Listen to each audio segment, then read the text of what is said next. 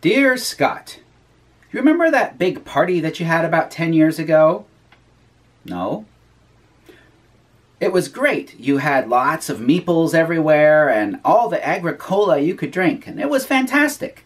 And I don't know if you remember this, but you got up on a table and showed everyone your Kalis commandos, and while you were doing so, I snuck off with your t-shirt. My t-shirt? Well, I'm including it here. It's gotten pretty ratty since I've been wearing it every day. T-shirt? What? Huh. I don't remember doing a Board Games with Scott t-shirt. Does look pretty ratty though. It's obviously been around for a while.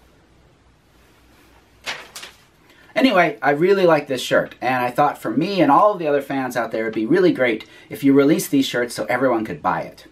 Release the shirts? This show's been dead for a long time. Who'd want to buy anything with that? But you know, maybe it'll work. So I'm partnering with Geeky Goodies to do Board Games with Scott t-shirts. That's right, you got the logo here from 2005. A little difference, but you know, don't look at that. And you can either get this shirt with the new logo, or if you want to have manufactured memories, you can get this shirt with a weathered logo. And the good thing about this shirt is it comes with the free fake memory of your choice. That's right, you can make up the memory of how you got this shirt 10 years ago. Did you go to the big party with all the agricola? Did you beat me in a board game and I took the shirt off of my back? Did you sneak it away from me when I wasn't looking? Whatever you did, you can make up your own story of how you were my bestest friend ever and got this t-shirt. So, these t-shirts are both available over at geekygoodies.com. You can get them at white or in other colors. And the proceeds for these shirts, I'm not going to take any of the proceeds. Instead, they're going to go to fund my game design students to help them go to a local prototyping event called Proto TO, which is a prototyping board game event in Toronto. For those of you that don't know, I now live in Canada, where I'm in charge of a game design program at Wilfrid Laurier University in Brantford, Ontario. And I teach the analog game design class, and I see students create game prototypes. And so the idea is that we're going to use the proceeds from these shirts to help send some students to that prototyping event. But you know, I happen to have a game laid out in front of me. Why don't we have an old review for old time's sake? We're going to talk about Untold Adventures Await. Wait, there's the music. Cue the credits.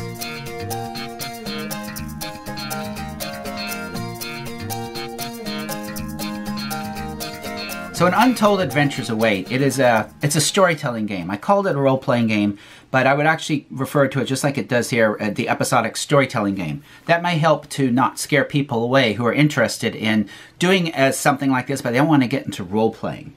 So the way this works is, as a group of up to 4, you first come up with what kind of story you're going to tell. And there's a little episode guide worksheet that you fill out. So this lets you set things like, is it going to be in the future, the past? Where does it take place? What do we know about the setting? The concept is you want people to think about if you were going to have a TV show, what's one episode of the TV show? So the episode guide is setting where it's going to take place. And then each player makes a character filling out a little character profile. And what's important about this is what your role is and what's going to get you to go on adventures, and you get some stuff.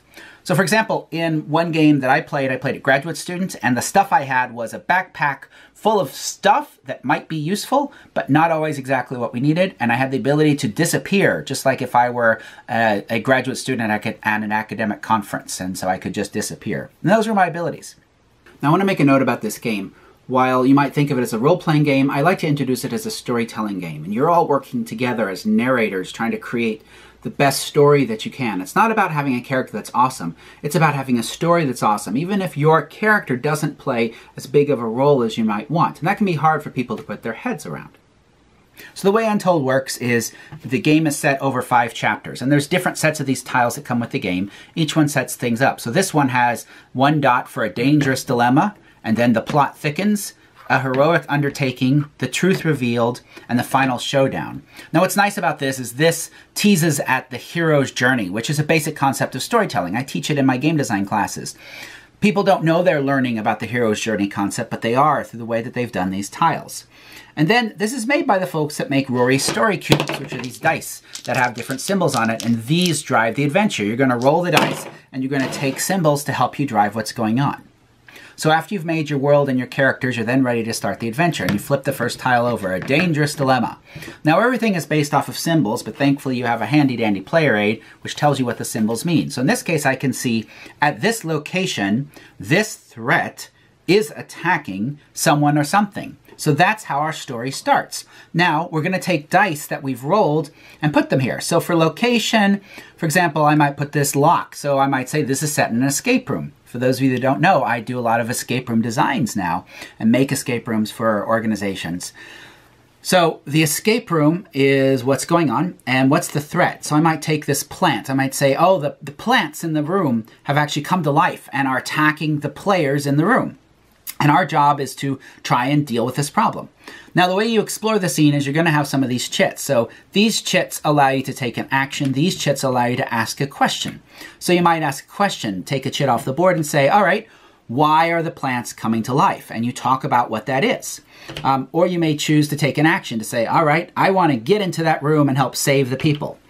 Whenever you take an action, you draw an action card and you can get red or green cards. So some cards are just plain. So red means you fail. Some cards have words. So this is based off of improv, actually. Green means you succeed, but something else happens. So if you drew this card, you might say, okay, I succeed in getting into the room and saving the people, but we get trapped instead. That sets up the rest of the adventure. You also draw a reaction card, which shows how people react to what's going on. In this case, the people that we've just saved might be unhappy. They didn't want to leave the room. That's an interesting plot point to work around. So the game helps you generate these plot points as you're telling the story. Remember, the job is not to be the single big hero. The job is to tell a good story. Once you've gone through all the tokens for one chapter, you go on to the next one. The plot thickens. So if I look on the symbol, I can see this means there's an evil ally that's gotten involved in what's happening that's related to the plants. This line shows me that. So I might look at the dice and say, oh, I've got these scarab beetles. Let's say that this is actually something from ancient Egyptian times because there were lots of ancient Egyptian escape rooms, you know. When we're ready to flip this one, as we flip over, we can see we have a new place. So we might say, oh, okay, we're going to take this pyramid and make our new place. So now we're going to go back to ancient Egypt. But as you notice, you've got different colors in the inset here. That means I can choose to go and pick up this die or this die to bring it in here. So we're going to say, oh, those plants, they are in the tombs as well. And so we're going to go and explore them as we get captured. What's interesting about that is that brings about the concept of re-emerging themes through the story. So this is teaching a lot of stuff about how to make a good story, and you can pick it up as you play the game without being so blatant as I do with my students, where I lecture at them for hours about how to make good stories. You can play the game and understand that. So that's basically it. You go through all of these, and when you're done, you can end, and that'll take about an hour, or you can set it up again and have another adventure with the same characters. There's rules for advancing your characters and adding new abilities and things like that. Another cool thing is Rory Story Cubes comes in different brands. So for example, these are the Batman Story Cubes. So you can play this exact same thing with Batman. Mind blown. So that's it for Untold Adventures Await. I really like this game as an introduction to story concepts, to having re-emerging themes, to the idea of storytelling without it being a role-playing thing. If you've got people that don't want to treat this as a role-playing game, tell them to think of them as narrators for their characters, and that can help them get into this kind of game. So, if you have interest in keeping up with me, head over to scottnicholson.com for my Twitter and Facebook spaces. I make escape rooms now. It's what I'm doing a lot of, working with Red Bull to make the Escape Room World Championships. And I work with teams of my students at Wilfrid Laurier University to make escape rooms for organizations. So if you work with an organization and you want to hire a team of my students, reach out to me and we can explore what the possibilities are. So that's all for now. Take care. I'll talk to you later. Bye-bye.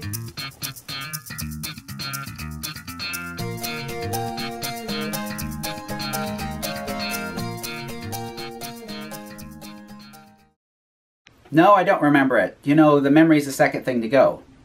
What's the first? I don't remember. I think that'd be really great. Sorry.